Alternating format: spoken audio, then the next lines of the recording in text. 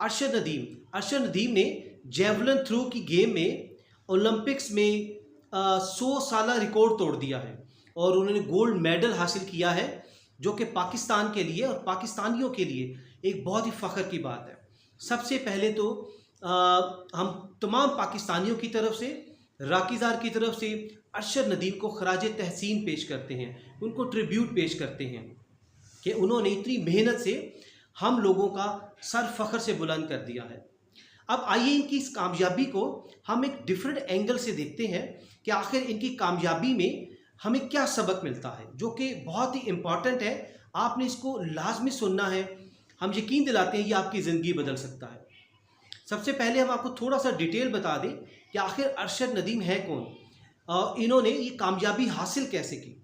जी, अरशद नदीम पंजाब के एक छोटे से गांव मियाँ चन्नू से आगे एक छोटे से गांव में रहते हैं। 27 ईयर्स ओल्ड हैं और ये जेवलिन थ्रो, जिसको नेज़ा कह सकते हैं, नेज़ा फेंकने की ये गेम में इन्होंने गोल्ड मेडल हासिल किया है। गोल्ड मेडल आसानी से हासिल नहीं किया इन्होंने। आप इमेजिन कीजिए, इनकी कामयाबी रियल सक्सेस है। तो क्या होता है कि अरशद नदीम ने जब फ्रांस में जो ओलंपिक्स हुई हैं उनमें इन्होंने पार्टिसिपेट करना था, तो कुछ माह पहले तक इनके पास इनका जो जेवलिन था, जो कि 6-7 साल पुराना था, वो टूट गया था और इनके पास 80-90,000 भी नहीं थे कि ये नया खरीद सकते। तो इन्होंने हर दरवाज़ा नॉक किया, हर दरवाज़ा खटखटाया कि मेरी हेल्प कीजिए जेवलिन को ख़रीदने के लिए, लेकिन बदकिस्मती से किसी ने इनकी हेल्प नहीं की। आप इमेजिन कीजिए इनका पैशन देखिए अरशद नदीम का, ये एक बांस को जेवलिन बनाकर ये प्रैक्टिस करते रहे। आखिरकार वो वक्त आया और ये फ्रांस में पहुंचे। ओलंपिक्स में इनका मुकाबला था, ऑल्दो बहुत सारे उधर और भी प्लेयर्स थे। वो थे इंडियन नीरज चोपड़ा। बहुत टफ कंपटीशन था। नीरज कई सालों से जीतते आ रहे थे।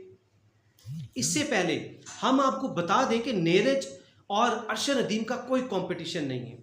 ऑल्दो गेम में कोई फ़र्क नहीं देखा जाता, कोई किसी चीज़ को डिस्क्रिमिनेट नहीं किया जाता, लेकिन ये बताना ज़रूरी है कि आखिर अरशद नदीम की कामयाबी और नीरज चोपड़ा की कामयाबी। आप कभी नीरज चोपड़ा का घर का लाइफस्टाइल देखिए, बहुत सारी गाड़ियाँ खड़ी हैं, आलीशान घर है उनका। लेकिन हमारा अरशद नदीम बहुत गरीब, एक मज़दूर का बेटा। आप इमेजिन कीजिए, एक मज़दूर का बेटा अरशद नदीम एक गांव में रहता है, जिसको ज़रूरियात ज़िंदगी की जो बेसिक नेसेसिटीज़ होती हैं वो भी उनको अवेलेबल नहीं है। लेकिन इधर इम्पॉर्टेंट क्या है? इम्पॉर्टेंट ये है कि उन्होंने हिम्मत नहीं हारी।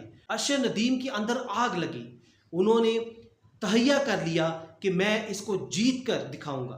तो अरशद नदीम ने 100 साल रिकॉर्ड तोड़ दिया, 92.97 स्कोर किया उन्होंने। जेवलिन थ्रो में इतनी दूर फेंका कि 92.97 उनका स्कोर था, जो कि 100 साल के बाद उन्होंने रिकॉर्ड तोड़ा। आप इमेजिन कीजिए इतनी बड़ी कामयाबी।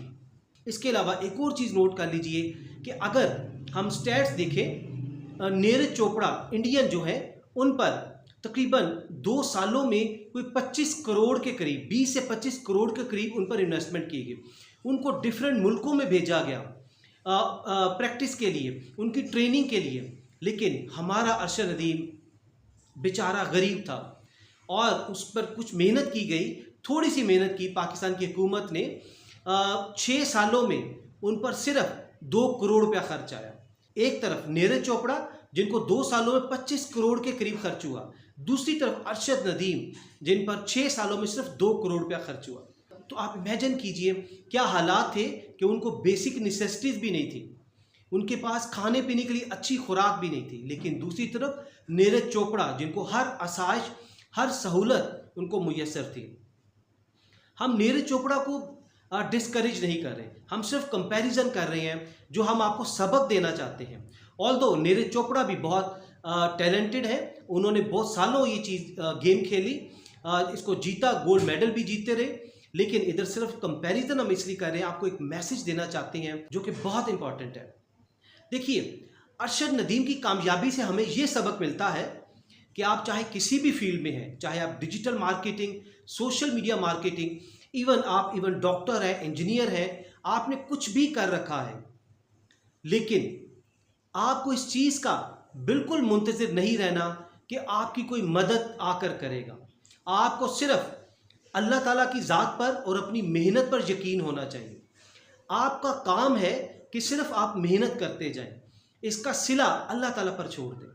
अगर अरशद नदीम भी ये सोचें कि नीरज चोपड़ा को कामयाबी मिल रही है, बार बार मुझे नहीं मिल रही, देखिए इसका फैसला सिर्फ अल्लाह ताला की ज़ात ने करना है कि आपके इख्तियार में सिर्फ ये है कि आप मेहनत करें, आप दिन रात मेहनत करें, कोई कसर ना छोड़ें। बाकी अगर आपकी किस्मत में ये होगा, यकीनन अल्लाह ताला की ज़ात आपकी इंटेंशंस को देखते हैं, आपकी तकदीरें भी बदल देते हैं। आपकी दुआओं से, आपकी मेहनत से, आपकी लगन से तकदीरें बदल दी जाती हैं।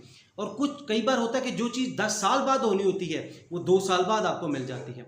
ये सब कुछ अल्लाह ताला के फैसले, इंसान इधर कुछ नहीं कर सकता। इंसान के इख्तियार में ये है कि उसने सिर्फ मेहनत करनी है, उसने फ्रॉम डॉन टू डस्क उसने डिवोशन के साथ मेहनत करनी है। इसी तरह से अरशद नदीम कभी क्रिकेट में उन्होंने किस्मत आजमाई, कभी फुटबॉल में, कभी कबड्डी में और कभी दूसरी गेम्स में, लेकिन आखिरकार किस्मत उनको इधर ले आई। अल्लाह ताला ने उनको कई साल के बाद उनको ये शर्फ बख्शना था, उनको इज्जत देनी थी, उनसे ये रिकॉर्ड तोड़वाना था। अल्लाह ताला ने उनके लिए एक माहौल बनाया। पहले वो मेहनत करते रहे, मारें खाई उन्होंने, उनको अल्लाह ताला ने ख़ास माहौल में तैयार किया। कभी क्रिकेट में, कभी फुटबॉल, कबड्डी में उनके साथ यकीनन ज़्यादती भी हुई होगी। ये सब कुछ ये आपको एनकरेजमेंट देता है, आपको करेज देता है, आपको पैशनेट बनाता है, आपको डिवोशन देता है, आपके अंदर लगन पैदा होती है। हमारा आपको बताने का मकसद ये है, आप भी अगर किसी फील्ड में हैं, आपको किसी की मदद का इंतज़ार नहीं करना, आपको किसी का दरवाज़ा नॉक नहीं करना, सिर्फ एक दरवाजे के अलावा, वो है अल्लाह ताला का दरवाज़ा। अल्लाह से मांगते रहें और मेहनत करते रहें। आप समझ जाइए, अगर आपको कुछ नहीं मिल रहा, समझ जाइए आपका वक्त नहीं आया। और यकीनन अल्लाह ताला आपकी मेहनत को रायगा नहीं जाने देता। आपको कभी ना कभी, अरशद नदीम ने जो क्रिकेट में मेहनत की थी, फुटबॉल में की थी, कबड्डी में की थी, उनको अल्लाह ताला ने उसको इकट्ठा करके अल्लाह ताला ने इसमें दे दी। और अब देखिए कि उनको शायद क्रिकेट में वो जाते, उनको इतनी इज्जत ना मिलती, वो चले जाते क्रिकेट टीम में, उनको इतनी इज्जत ना मिलती जितनी उनको जेवलिन थ्रो में जाकर मिली है। अब अरशद नदीम भी सोचते होंगे कि मैं क्रिकेट में जाता, शायद मुझे इतना मिलती, मेरे से एक से बढ़कर खिलाड़ी होता, शायद मुझे आज अगर मिली है, मुझे वो 10 साल 20 साल बाद उधर मुझे इज्जत मिलती, मुझे शोहरत मिलती, मैं कोई रिकॉर्ड तोड़ पाता क्रिकेट में। लेकिन इधर आकर अल्लाह ताला ने उनको इतनी इज्जत दी कि पूरा पाकिस्तान उमड़ आया उनके लिए। इसी तरह से हर एक का अपना एक टाइम लिखा है। तो रिज़ल्ट ये है, नतीजा ये है, इनकी कामयाबी से हम ये रिज़ल्ट निकालते हैं कि आप भी मेहनत करते रहिए, किसी पे मुनहसर मत कीजिए, किसी की मदद का इंतज़ार मत कीजिए, सिर्फ अल्लाह ताला की मदद का इंतज़ार कीजिए और मेहनत करते रहें। हम आपको यकीन दिलाते हैं, आज नहीं तो कल, 1 साल बाद नहीं तो 2 साल बाद आपको ज़रूर आपका फल मिलेगा। आप भी शोहरत की बुलंदियों तक जाएंगे। इसके लिए आपको सब्र के साथ काम लेना होगा। कुछ लोग कहते हैं हम 1 साल का मेहनत करते हुए कि हमें फल नहीं मिला, या लोग अपने आप को दूसरों के साथ कंपेयर करते हैं। आप अपने आप को दूसरों से कंपैरिजन करना छोड़ दीजिए प्लीज़। आपके माहौल और उनका माहौल डिफरेंट है, आपकी स्किल और उनकी स्किल डिफरेंट है, आपकी एक्सपर्टीज़ और उनकी एक्सपर्टीज़ बिल्कुल डिफरेंट है। इसीलिए अपनी बारी का इंतज़ार कीजिए, यकीनन आपको भी अरशद नदीम की तरह कामयाबी ज़रूर मिलेगी। इधर हम गेस्ट पोस्टिंग का ज़रूर जिक्र करेंगे कि गेस्ट पोस्टिंग के स्टूडेंट्स आज उन्होंने कोर्स किया है और वो 1-2 महीने के बाद उसका रिज़ल्ट देखना चाहते हैं कि वो लाखों डॉलर, हज़ारों डॉलर कमाना शुरू कर दें। देखिए ऐसा नहीं होगा। आपको एक्सपीरियंस के साथ, जिस तरह अरशद नदीम कभी इस फील्ड में मार खाई, कभी दूसरी फील्ड में, आपको भी मार खानी पड़ेगी, उसी के बाद आपको एक अच्छी कामयाबी मिलेगी। इसलिए आप सब्र के साथ काम लें। हम यकीन दिलाते हैं कि आपको भी कामयाबी ज़रूर मिलेगी। और आखिर पे हम दोबारा अरशद नदीम को खराज तहसीन पेश करते हैं कि वो पाकिस्तान का फ़ख्र हैं और हमारे तमाम पाकिस्तानियों का दिल खुश कर दिया उन्होंने। Arshad Nadeem, thank you very much. Stay always blessed. अल्लाह हाफ़िज़।